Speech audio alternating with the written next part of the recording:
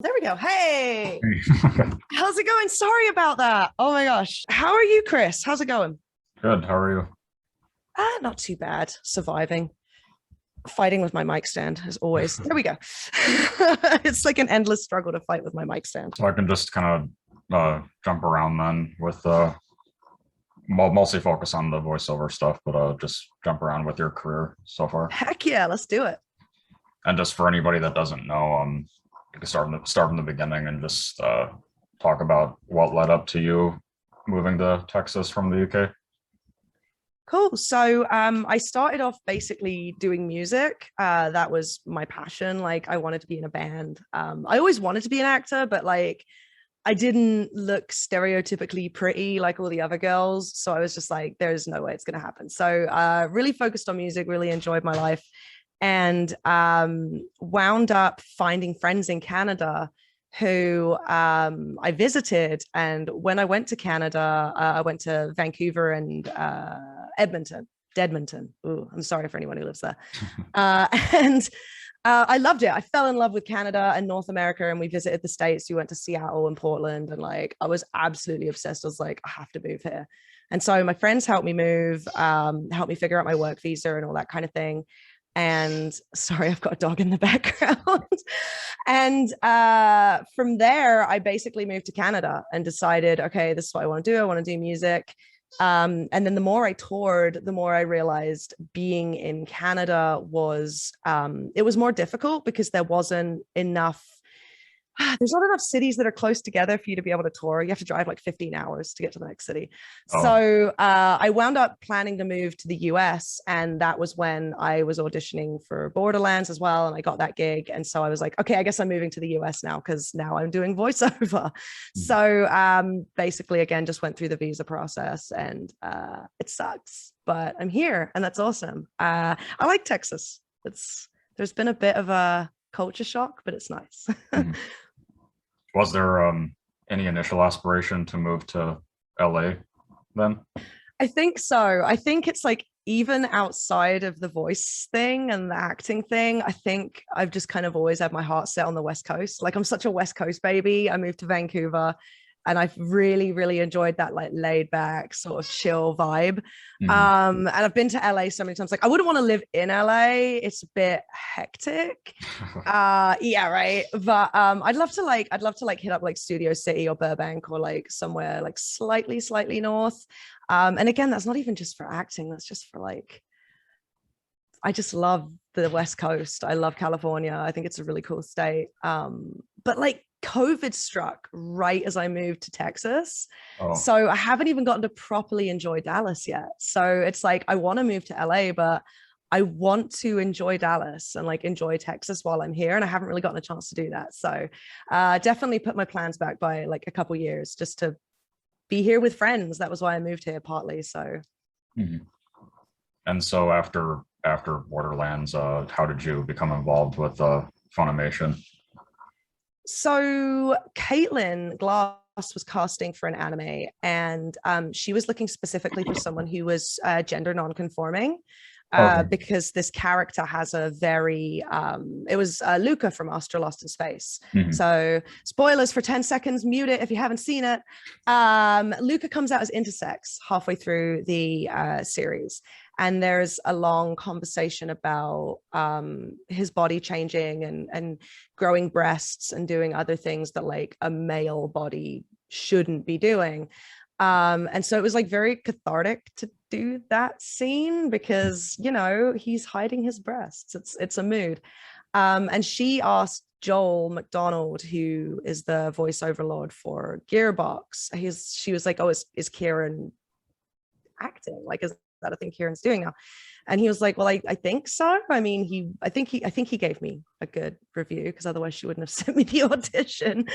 But that was when she contacted me and was like, the only problem is it's American. Do you have an American accent?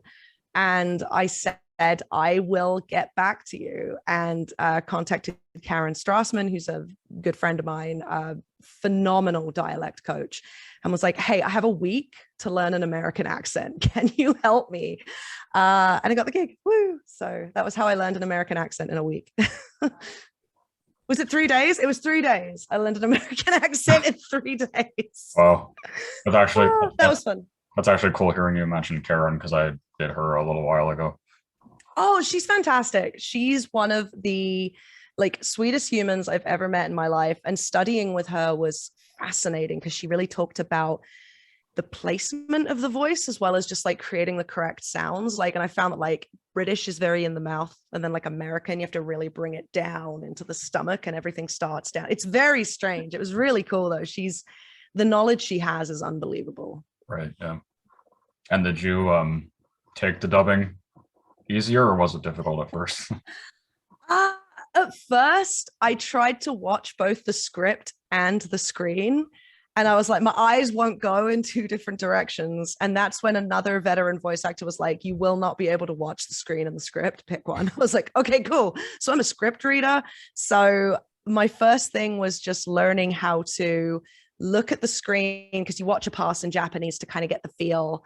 And I really focus on the flaps when I'm doing that. Like I really focus on like, okay, so as I'm reading it, okay, so that's where the gap is. Okay, and I've got about this long, and I'll kind of read along with it and go, okay, cool, right, now we'll do it. And then I just hope, pray. But it was difficult. Fun story. Sorry, I'm talking a lot, but fun story. Karen really wanted me to be prepared to go into dub. And so we did our last lesson over Skype because I was driving back from LA to Dallas. I was hanging out with friends in LA. I've a lot of friends out there, so we were chilling.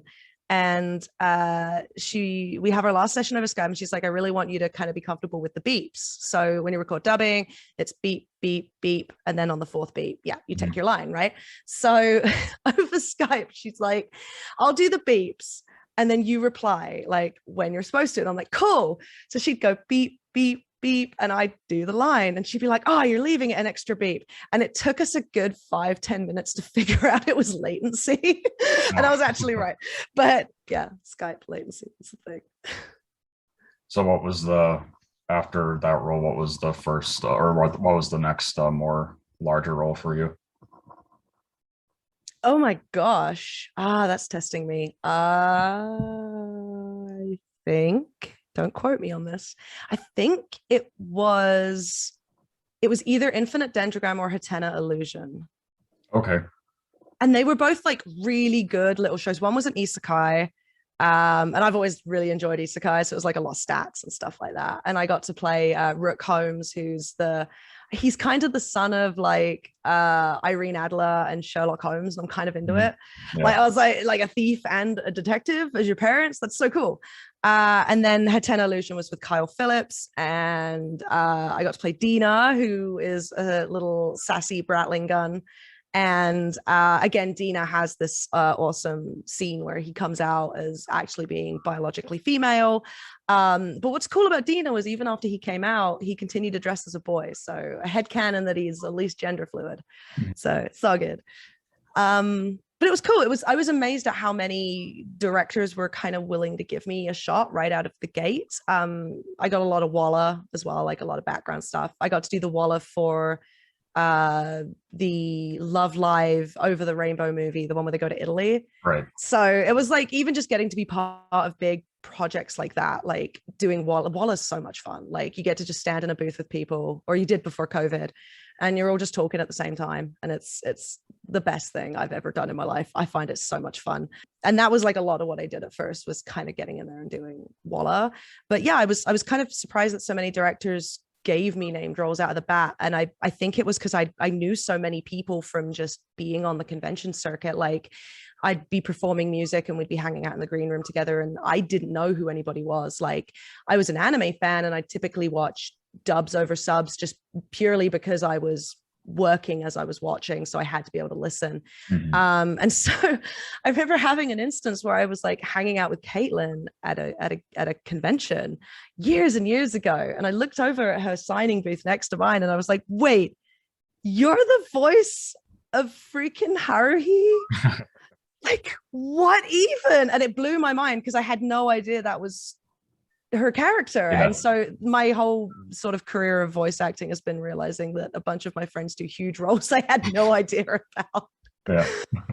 So it was cool to kind of know people coming in. That was really useful, like really helped me feel more comfortable, especially like you said, like taking to dubbing, like knowing the director on the other side of the booth or having met them a couple times was like very useful for me. It took a lot of the nerves out, and being in the booth, like because I'd been a singer for so long, like I could step into a booth and not be intimidated. And I think that might be one of the hardest things for voice actors, is to be comfortable in the space, right? Like it's so different to being in your closet. There's scary lights and everything looks very professional, and it's a very big room and you're like, why is it so big? It's just me in here. But I think if you any experience you can get just getting into a booth is like brilliant, because it takes away that fear. And it is kind of related to that. One of my signature questions is always asking, what is the darkest emotional headspace you've had to get into for a role so far? Oh man, I've been really lucky. I've had some pretty like, not like super dark roles, but stuff where I've had to go into some really dark headspaces. I got to play Louis in Case Study of Vanitas. And again, spoiler alerts for those of y'all who haven't seen it, skip forward about 30 seconds. Louis obviously dies. That's his storyline is he never makes it to adulthood. And David Wald, the director, and I have had some really good talks about being queer and living as a queer person, both being trans and just being gay, and growing up in like the 70s, 80s, 90s, when it was harder to be out as a queer person.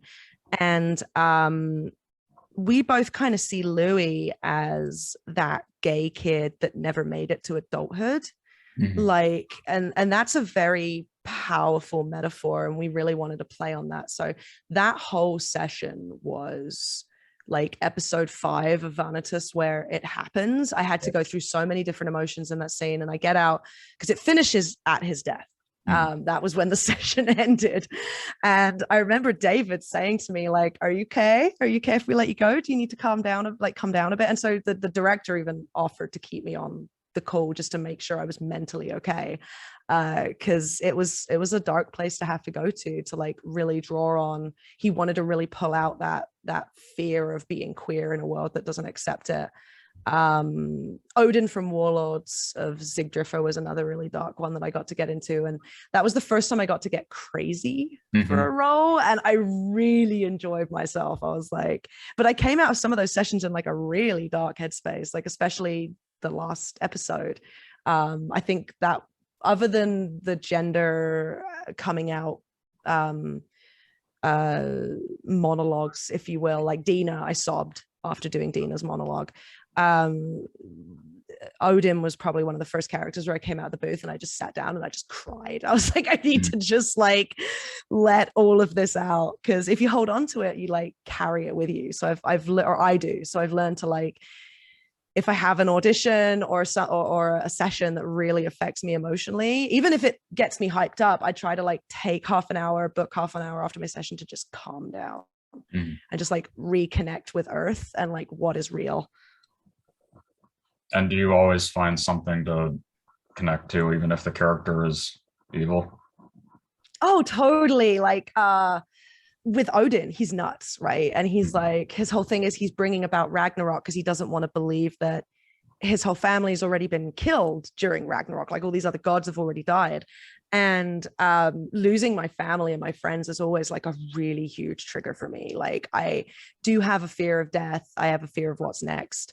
And so some of the speeches he got to give where he was just really missing his family and talking about how like, you know, like, why am I not allowed to mourn because I'm a god? Like that was really easy to connect with. I'm not a god yet, but it was still cool to connect with this idea of like losing everything you love. And I think it's important like to find something like this is what a lot of the veterans have told me, and because I'm still within my first few years of acting, I'm still like learning stuff, which is really cool. They've told me like find something to connect to. It doesn't matter what it is. You know, with Odin to begin with, before we got into like the really quirky, family driven, like his motive behind everything, I just got into his chaotic spirit. I kind of like drew upon drew upon evil Ciarán from years ago, like 10 years ago when I was a bitchy 20-year-old, and like I drew on that and was like, okay, I'm gonna pretend that I'm gonna connect with this in a way that for some reason these girls are I want to manipulate a certain response from them. So let's pretend it's because I want to play D&D with them or whatever. Like you get into that headspace of like, okay, so it's manipulation. It doesn't matter. This was actually something that I was taught by J. Michael Tatum, who is one of my favorite acting coaches I've ever worked with, because he is just, he really gets that emotional response with how to bring that out. And he was like, you could be reading a line about someone killing your child, but all you need to elicit is that despair and that sadness, right? Like you could be reacting to someone dropping your ice cream cone. Like as long as you're getting that same emotion out of your voice, it's really fascinating. My whole head is like a sponge right now, and I'm just trying to take in as much as I can, because there's so much technical cool stuff behind it about like connecting to your character and how to bring that emotion out, like without using your full body. It's really fascinating. Like the art of it is so cool. It's on the completely opposite side of that, but it was cool to hear you in Grace of the Gods. Oh yes, isn't that one getting a season 2 as well? I think so, yeah. Oh my god, I'm so excited. That was a cool little show. That was something so different to anything I've done, because it was very like, it wasn't low stakes in the sense of like there was no danger, but compared to other stuff I've done where like, we're trying to get home and we're 8,000 miles away from safety, or I'm trying to destroy the world, or it was a very like, cool, we live in this new land and we're going to open a laundromat. And I was like, this is the best show ever. Like he's literally just living his best life opening a laundromat. Emily Neves killed that role. She was brilliant as Ryoma. Ryoma, thank you. I knew it began with an R. Emily killed it as Ryoma. Like the texture she added, like, and it always makes me go back to like Butters, from like South Park. I'm like, every now and then I hear Butters and I'm like, this is so cute. I can't handle it. And was there any difficulty playing Sketchy and Skate? The biggest issue with Sketchy was, fun fact, I was quitting Coca-Cola at the time. I had like a mad addiction to Coca-Cola, and I was drinking like 5 or 6 cans a day. It was like really bad. And I was discovering, and this is so weird, I didn't realize how much the long-term effects of the phosphoric acid and all that crap was doing to my vocal cords and my throat and my chest. And when I started to, I quit cold turkey. I was like, I'm done. It was right after the Georgia voting thing when they like gave a bunch of money to the GOP. I was like, okay, I can't drink Coke anymore. This is actually ridiculous. So I basically quit cold turkey. Over the next few weeks, my voice, I started to like have access to places that I'd not had access to in like 5-10 years for singing. And that was right as I was starting to do Sketchy. And so I was doing a lot of like weird squeaky noises and very soft noises. And it was really fun because I would make a noise and I'd be like, oh my God, I didn't even know I could go that high anymore. Like I haven't been able to like make that clear of a head noise in so long. So it was like difficult in a sense of, it was my first animal character, so I had no idea what they were expecting of me. I was like learning this whole new place in my voice, and by the end of it I was like able to really utilize parts of my voice that I hadn't been able to for a while. So it got easier towards the end, but at the beginning I was a little bit like, I'd make a noise and I'd have no idea where it was coming out of. I'd be like, oh, that's not the noise I meant to make, but it sounds great in playback, so just leave it up there. Yeah. I know not that many people talk about a actor-song connection, but that's a cute show too. That was a great show. I loved the cats. Like people would log on and they'd be like a cat. I thought that was the coolest part of that show. And it's not often that you get male idol shows. Like we don't get a lot of those. And like I want to play I'd love to play like a cute idol girl. That's like one of my goals. But the fact that there was like an idol show for like shonen for guys was like amazing. And the music was great, and I love that they dubbed everything. Like Brandon McInnes's voice is so fabulous. They killed it. Like they killed that dub. And I know that it was a smaller role too, but I just got to talk to Ryan Reynolds, who was young Carreno in Fruits Basket. It was cool seeing you be young Ayame. Ryan's a cool person. I haven't actually gotten the chance to like actually chat to them yet, but I really admire like a lot of the work they've done. Like every now and then I'll hear like his voice and something, and I'm like, you're so talented. Like I need to hear you in more stuff. What's the one I always it's from the goblin from Slime. Is it Gobta? Yeah. Yeah, it's so good. I played one of the little goblins in Slime, one of the little back goblins. Right, so I did a lot of like walla and fun stuff, and just got to listen to Ryan like having a good time over the top. It was fun. Were you already familiar with the original Fruits Basket series? Yes. Fruits Basket and oh gosh, what was the other one? I Trigon, Fruits Basket, and Fashugi Yugi were like the main 3 mangas that I sort of first read when I was like 16 years old, and my boyfriend and schoolmates were getting me into anime. And I loved Fruits Basket. Like I always thought the art style was like super weird and quirky. Like I really enjoyed the like very dramatic styling of it. But I loved the manga. I think I watched the dub as a kid because my boyfriend was like a dub purist. Ugh, whatever. But it was really good. I like really enjoyed it. And like when I got the auditions for the young Somas, I was like because I loved the Musketeers. So like Shigure and Ayame and Hattori. Oh, thank you, Hattori. So to get to audition for some of them was just so cool. And like they sent us the adults and basically told us do the voice match of these lines. And I listened to Chris Sabat's, who's a friend of mine, and I was just like, this is nuts. I was like, I don't even know what you're doing with this accent, but I'm going to copy it. So it was. I think that was one of the roles. I've screamed for roles before, including Lorelei, but that one I scream cried. I was like, I'm a snake. He's my baby. I love him. He was always one of my favorites. So getting to play Ayame was one of the highlights so far of anime dubbing for sure. I think you might have already touched on it, but what is the case where you've had to alter your voice the most so far? Yeah, definitely learning the accent. That was crazy. And what was cool about it as well was learning the traps Brits fall into when they try to impersonate an American accent. So actually learning how to do it correctly. And it's like a work in process, right? Like, I mean, I know people who study British accents and are really good at it, and they're still taking lessons because they want to stay sharp. And I think it's easier when you live in America because everything around you, like you're immersed in that accent, so you can pick it up. Like I can study Americans while they're talking. Like, you know, I'm half listening to what they're saying and half studying how they're saying it. That's probably the one where I've really had to alter my voice the most, just because accent.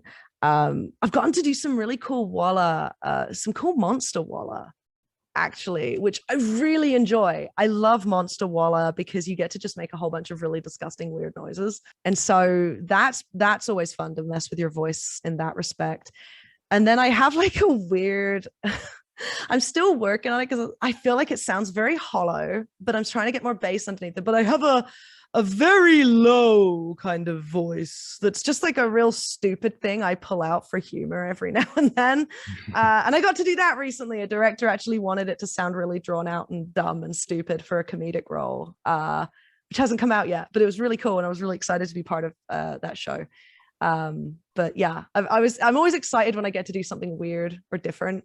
When people are like, oh, here's like a weird little dragon thing, like give it a voice. I'm like, okay, let's do it. This is the best. It's like, I think as I grow in 2022, I'm hoping I get to do more of that, where I get to just do weird voices and stuff. And do you think you have the most affinity with Defraud? Oh, I love Defrot. Okay, so Defrot is such a mood because he's such a moody, tired little shit. And he's trying so hard to just exist. And I'm like, buddy, I get that. Like, I haven't been alive for like 1300 years or 600 years or however old you are. But I get the whole, like, I'm just tired and I act to feel something. Mhm. But I think especially voice wise, he was probably one of the easiest characters I've played because I literally just got to I would go into the studio and I would just force myself to relax. I would be like, just relax and let the accent, like, don't try to sound more British than you are, like just relax and let the voice come out. And it was, I really enjoyed those sessions. And Jade is fantastic to work with. She's like so much fun, like really, really good director and really just a great person. So they were some really fun sessions. Mhm. So is there anything else upcoming that you can like safely talk about? Oh, I got announced for Wonderlands, which I'm really excited about. Yeah. You'll have to wait to find out what my character is, but it's going to be a good one, and that's going to be a great game. I've been doing a lot of Walla recently. I've been playing a lot of little boys. I've been playing a lot of younger versions of characters, which I really like because it's fun to. I got to be young Jonah Scott recently for Remain, and it's really fun to take someone's voice and try and imagine what the younger version of it would be. Mhm. That just came out. Restaurant from Another World just came out. I got to play a cute role in that. Glitch Hikers. I don't know if any of y'all listening know of the first Glitch Hikers game. It was a bit of a cult indie sort of thing that happened, and it's about that weird meditative liminal space you go to when you're traveling. So the first game really sort of focused on like long car drives. And I've been confirmed for the sequel of that in 2022. I'm so excited. I got to do, speaking of weird voices, I got to do like a bunch of different voices for this, and they all had to be recognizably different from one another. So I got to do like 2 American voices and a British voice. And it was really fun to try and twist my voice in 3 different directions and Mhm. have, because at the end they all blend together, or like there's scenes where they'll blend. So I was like, I want them to sound different enough that it doesn't sound like the same human being talking like in both places. That's going to be a really fun one. I definitely recommend checking that out. Plus it's like indie, it's Canadian. Go support indie devs. We're big fans of that. So check out Glitch Hikers 2 when that comes out. Oh, quiet on the Western Front, mostly. Yeah, I did just want to say too that I had already seen it before I reached out to you, but I rewatched all the scenes with Louis and Vanitas, and that was just so well done. Thank you so much. Yeah. David really gave a crap about every character in that show. Like, and even though Louis only appears for sort of the first 5 episodes for backstory, he was like, his relationship with Noe reflects and bolsters and enhances and spurs on this other relationship he has with Vanitas. So it's very important that we get this down so we have that. It's like building the foundation, right? It's like I wanted to make sure I delivered as best I could, so the character then had somewhere, like Noe's character then had somewhere to go from that. And that was one of the first times I've gotten to play an older guy, especially an older guy who's considered sexy, if you will, like attractive. Like, I think Louis in his mid to late teens when he dies, probably like 16, 17. Yeah. But he's at that age where, the scene where he's like dripping blood on Noe, it's like he's meant to be sexy. He's meant to have like a little bit of something bishy going on behind him.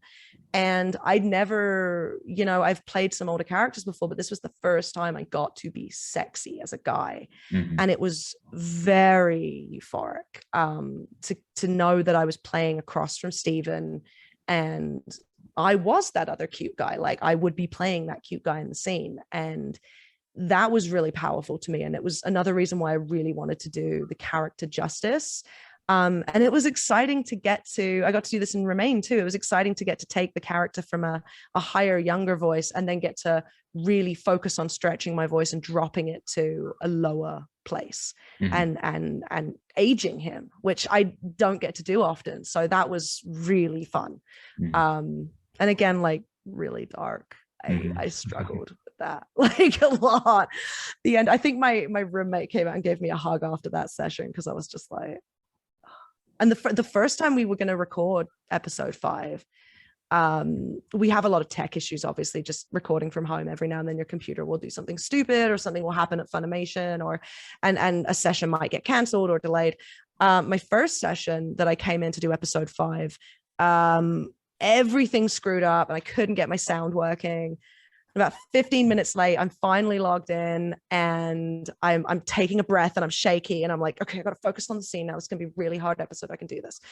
First thing David asks me is, now, are you okay? And he asked me it in such a like soft, sweet voice. I burst into tears in the middle of the session. I'm like, I'm not okay, David. I'm so embarrassed. I'm sorry. My sound sucks. And he's like, it's okay. So here's what we're going to do. We're going to rebook the session. And I was like, no. And he's like, no, because we cannot go through this session with you in this headspace. Like you run the risk of really hurting yourself, like, and going to a really dark place. And so we're just I don't want to take, and he said, I don't want to take you on this path when you're not 100%. And I was like, that's really cool. Like, it was very powerful to hear a director say that, because it was it was such a crazy episode that he was like, no, you've got to be in the right headspace for this or it's going to fuck you up.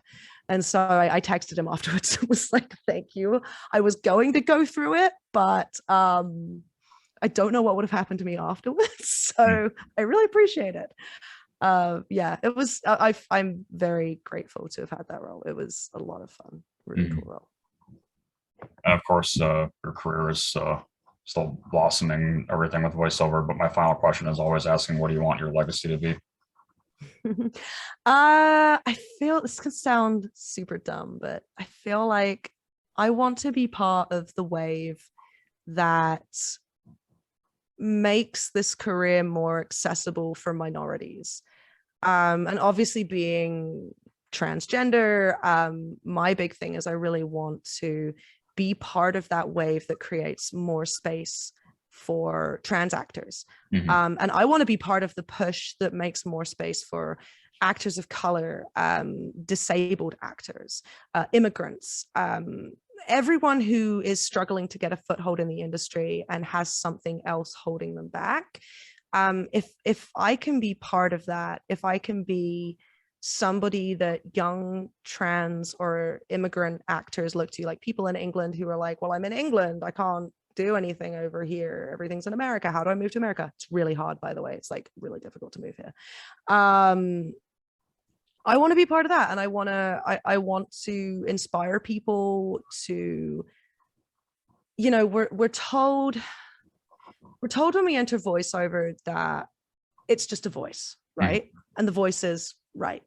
But we as human beings know that the industry hasn't existed in that way, and we're correcting it now. We're slowly, you know, as long as the voice is correct, there's no reason a Black actor can't play like we call them white, but they're all Japanese, right? Like a Japanese character. Why are we saving actors of color for characters of color specifically? It doesn't make any freaking sense, like, to just cast them in those roles. If the voice is right, the voice is right. And I find that being trans, you end up in this strange liminal space. And I've seen a couple other actors tweeting about it recently. And this is why I'm always so grateful every time I get a role, whether it's walla, whether I'm man 34B yelling for a second, it's, you know, or a woman 34B yelling for a second. I'm very open to everything. I'm very grateful when directors think of trans actors, because one of the coolest things I saw said was, it was another trans actor, and they said, I feel like they want to wait for the perfect role for us. You know what I mean? Like, they want to wait for that, like Luca, like Dina. They want to really bring trans, and when they have those characters, I'd say 99% of the time they fucking deliver. Like, they will always give us a trans actor or a non-binary actor. And, you know, like, especially in anime, like, we have more problems in Hollywood, but to me, like, the industry delivers when it comes to that. But we want to see more trans people in non-trans roles, non-queer roles, just, you know. And that's why things like Kaylee McGee getting to be in Beastars, and not just in Beastars, but showing the world that we are comfortable acting as the gender we were assigned at birth as well. Like many of us are comfortable doing that and just playing the hand we were dealt. Like, I don't know if I'm ever going to go on testosterone. I don't know if that's ever going to be in the cards for me for mental health reasons, but I'm happy playing women as well. And it's like, it's cool that we have people out there doing that. So definitely part of my legacy is I really want to help and not just trans actors be comfortable, but I want directors and engineers and casting directors to totally be comfortable with us. I'm sure a lot of them already are, but that's my legacy. I want to be part of that push of just opening this door to more people, because a lot of people have held it open for me. So well, thanks. I'm glad that we got to do this.